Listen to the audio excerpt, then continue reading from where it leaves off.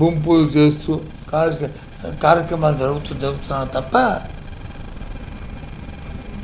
వాస్తవ విషయాలు ఏమి జనానికి ప్రజలకి ఏం లేవు.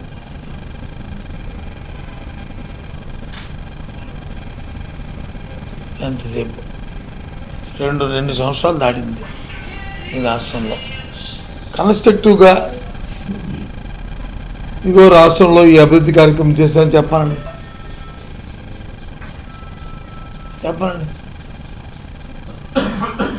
లే,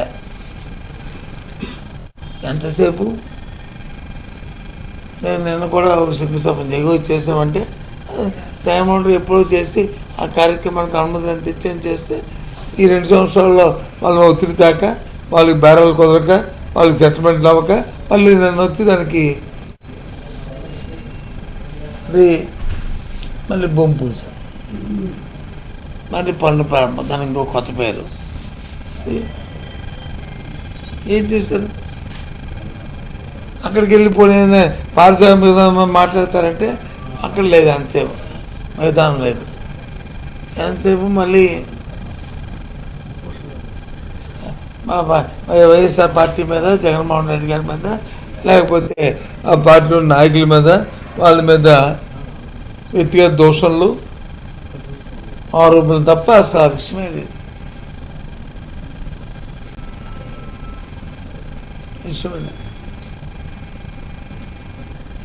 సుమారు ఈ 2 సంవత్సరాల్లోనూ 3 లక్షల కోట్ల పైనే అప్పు తీసుకొచ్చారు.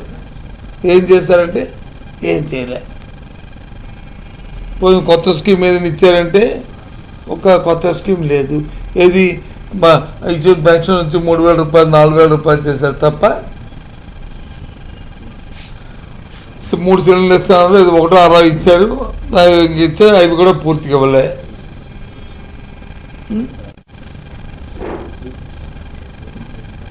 సున్నా వడ్డీని తీస్తారు, మా మహిళలకు ఇచ్చే సున్నా వడ్డీని అడిగెక్కించారు. బస్సు ఎక్కమ్మా అని చెప్పని బస్సు ఎక్కించారు. అది ఎక్కడికి? ఎక్స్ప్రెస్ కాదు, లోకల్కి, లోకల్ బస్సులు ఎక్కించారు. దాన్ని బచ్చన్మంగా సున్నా వడ్డీ ఇచ్చిన సున్నా వడ్డీని తీశారు. సెల్ఫ్ హెల్ప్ గ్రూప్కి ఇచ్చే సున్నా వడ్డీని.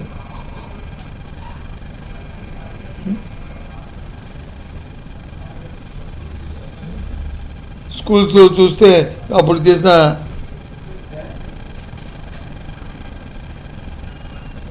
నాడు నేడు స్కూల్స్ని ఎంత అందంగా తయారీ, అంత బ్రహ్మాండంగా ఇన్ఫ్రాస్ట్రక్చర్ క్రియేట్ అవుతున్న తరుణంలో ఆ ఇన్ఫ్రాస్ట్రక్చర్ వచ్చి ఆపేశారు. ఎక్కడక్కడే చేసిన మూగలు అక్కడే ఉన్నాయి. 2 సంవత్సరాలు బట్టి ఎక్కడే ఏ స్కూల్ పని అవ్వట్లేదు. చెట్టు కింద చదువుతున్న వాళ్ళు చెట్టు కిందనే ఉన్నారు, ఇంకా అవుతున్నాయి.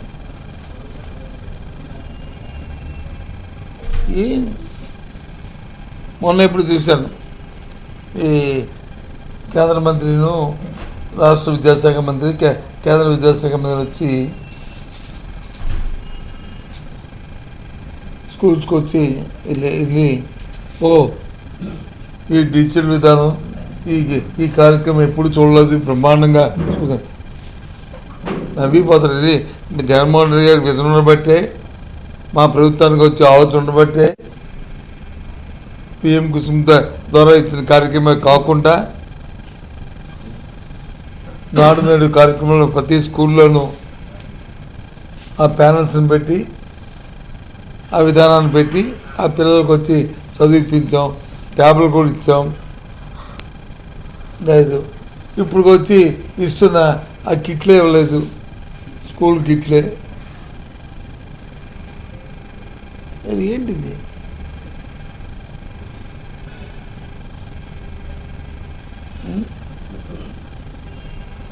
మొన్న మా నాయకుడు వచ్చి మా అధ్యక్షులు మన ప్రెస్ మీట్ పెట్టి అమరావతిలో అవినీతి జరుగుతుంది, మామూలుగానే మా విధానం అని చెప్పాడు. అది నిజం. ఎందుకు చెప్పారు? రాజధాని అంటే హైదరాబాదు, ఉమ్మడి రాష్ట్రానికి ఉండేది. ఇప్పుడు కూడా తెలంగాణకి రాజధాని అంటే హైదరాబాద్ అంతా ఒక ఒక గ్రామం. ఎన్ని లక్షల కిలోమీటర్లు చెప్పండి, ఇది స్క్వేర్ మీటర్స్ ఉంది.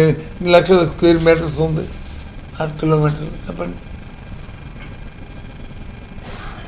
అంత పెద్ద రాజధాని.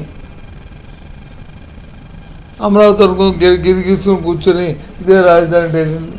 అందుకే మా విజయవాడ మావిగారు అన్నారు.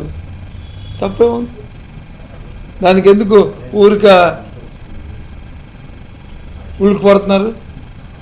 మీ అవినీతి కార్యక్రమం జరగలేదే కదా. స్క్వేర్ ఫుట్ 20,000 రూపాయలు, 14,000 రూపాయలు, 15,000, 20,000 రూపాయలు పెట్టి కన్స్ట్రక్షన్ చేస్తున్నారు కదా. ఎక్కడ ఉందా ఈ రద్దారు? ఇటువంటి అన్నీ చేస్తూ వాళ్ళ ప్రభుత్వం మొత్తం స్టాండ్ స్టిల్ అయిపోయింది. ఎక్కడ కూడా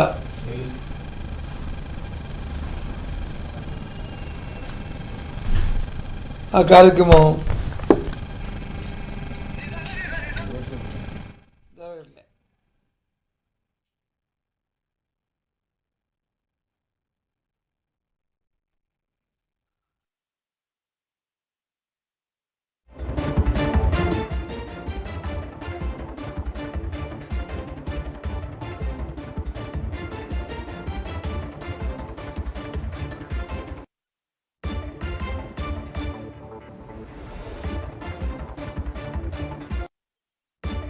జరగట్లే.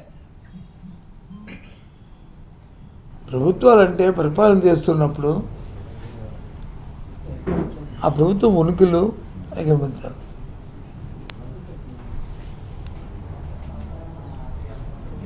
మన భారత రాష్ట్రపతి గారు ఆంధ్ర రాష్ట్రం వస్తే, విశాఖపట్నం వస్తే తీసుకెళ్ళి హోటల్లో నుంచి ఆవిడకి వచ్చి బస ఇచ్చారు. ఇది అంత ఆక్షేపణ ఏంటి దేశంలో? దాంతోపాటు ఒక గిరిజన మహిళ భారత రాష్ట్రపతి అయిందంటే ఎంతో గర్వకారణం, ఎంతో గర్వపడ్డాం మేము అందరం కూడా. ఆ రోజు ఆవిడికి రాష్ట్రపతిగా ఎన్నుకున్నప్పుడు అందులో భాగస్వామి అయ్యాను నేను కూడా. ఎంతో సంతోషించాం, ఎంతో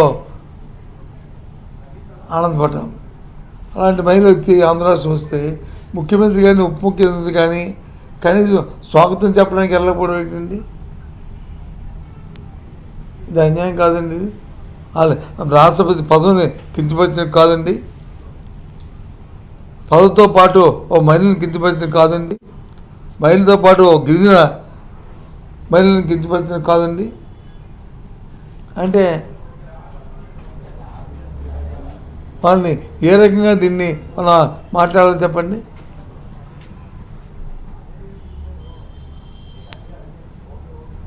ఎక్కడ ఉండే వచ్చి వారిని స్వాగతించి మళ్ళీ ఆ ఫ్లైట్లో వెళ్ళిపోండి. కనీసం వాళ్ళని రిసీవ్ చేసుకోకపోతే గవర్నర్తో పాటు ముఖ్యమంత్రి గారు, డిజిగ్నేషన్ ఉన్న ఉప ముఖ్యమంత్రి గారు కంపల్సరీ వెళ్ళాలి. ఒకవేళ అందుబాటులో లేకపోతే వేరు, అది వేరు. ఏదో వాళ్ళకి ఆరోగ్యం బాగలేకపోతే వాళ్ళు ఎక్కడో ఈ హాస్పిటల్లో ఉంటే అది వేరు. కాకుండా ఆంధ్ర రాష్ట్రంలోనే ముఖ్యమంత్రి ఉన్నారు. భారత రాష్ట్రపతి వచ్చినప్పుడు మరి ఈ ఉప ముఖ్యమంత్రిగా వచ్చి మహారాష్ట్ర ముఖ్యమంత్రితో సమావేశం జరుపుతున్నారు.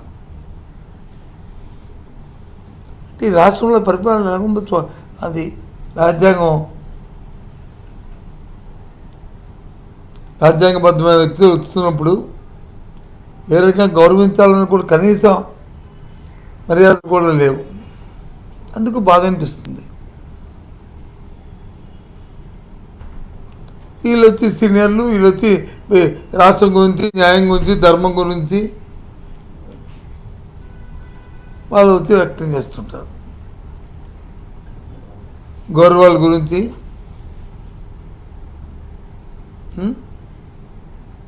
ఇదేనండి.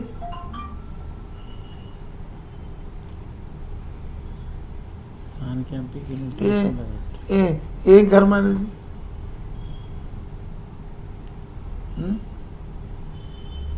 ఇటువంటి కార్యక్రమాలు. ఒక పక్క పరిపాలన లేదు, పరిపాలన కాళ్ళు కుదిస్తారు. ఎంతసేపు కక్ష సాధింపు చర్యలు జరుగుతున్నాయి.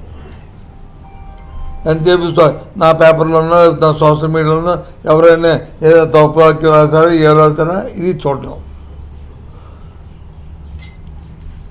అడిగినప్పుడు వచ్చి దాన్ని కాదని ఖండించుకో బాధ్యత ఉంది.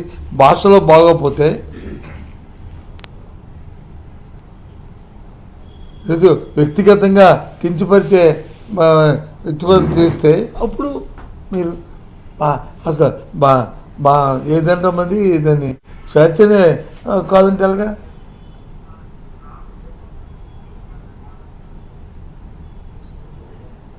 మనం మాట్లాడచ్చా?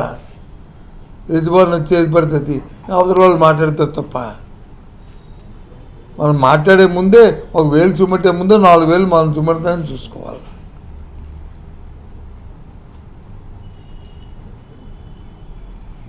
అది లేదు. పోనీ పరిపాలన చేస్తున్నారా? పోనీ శుభ్రంగా ప్రజలకు కావాల్సిన కార్యక్రమాలు చేస్తున్నారా? ఆ వర్గాలకు కావాల్సిన కార్యక్రమాలు చేస్తున్నారంటే అవి లేవు. రైతాంగం లేదు, విద్యార్థులు లేదు, ఫీజు రింబర్స్మెంట్ ఇవ్వలేదు.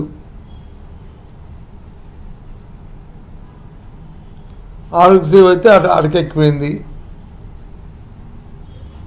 ఇబ్బంది పడుతున్నారు. అసలు ఈ రాష్ట్రంలో ఎంతో ఆరోగ్యం అనేది మసక మారిపోయింది, మూలం జరిపోయింది. జ్వరాలతోని బాధతోని ప్రజలు ఇబ్బంది పడుతున్నారు. హాస్పిటల్లో మందులు లేవు. మరిన్ని అప్డేట్స్ కోసం ఛానల్ను సబ్స్క్రైబ్ చేయండి. నోటిఫికేషన్స్ కోసం బెల్ ఐకాన్ పై క్లిక్ చేయండి.